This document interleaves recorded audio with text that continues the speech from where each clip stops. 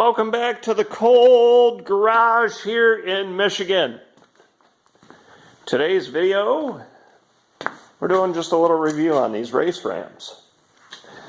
So I bought these off of Amazon, primarily going to be used for the Evora, but I may end up using it for the Mustang as well. Although the Mustang I'm not too terribly concerned about.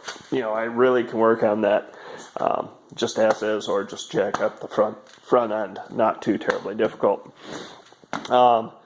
Anyway, race ramps. They are light. You can see it's a two-piece design, and you saw that I lifted the first portion up with 2 fingers and this one up with 1 finger. Honestly, I could do the first portion with 1 finger too if it had a strap for it, but it doesn't. Simple assembly. They just slide together like so.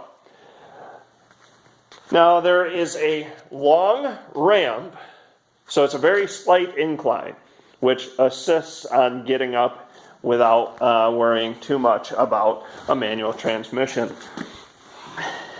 I'm not going to pull these, but I also have the race ramp chocks. But basically once you're up there, it is flat up top with a stopping point. And the stopping point is relatively large. It's about a 3-inch. So it does do its job. You know, you feel that and know to hit the brakes. So honestly, getting an Evora up on these was a piece of cake when we did the exhaust. The car sat up there, didn't move. I obviously did have the chocks up front just to be safe, but yeah, honestly, this was a lot easier than jacking the car up, because the Lotus Evora and Elise for that matter have a jacking point, and then the jack stands where those would hit in the back. It really is difficult. These worked out wonderfully for the Lotus. So if you have an Evora and need a jack, easier alternative to a jack stand, check these out. I think they were like $250 on Amazon. Well worth it.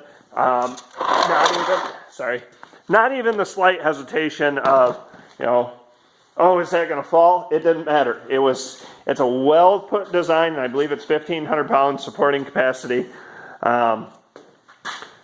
Yeah, race ramps, good job, man. It worked out great. Helped us get that heavy son of a bitch out of there. Thanks again for watching, guys. We'll see you later.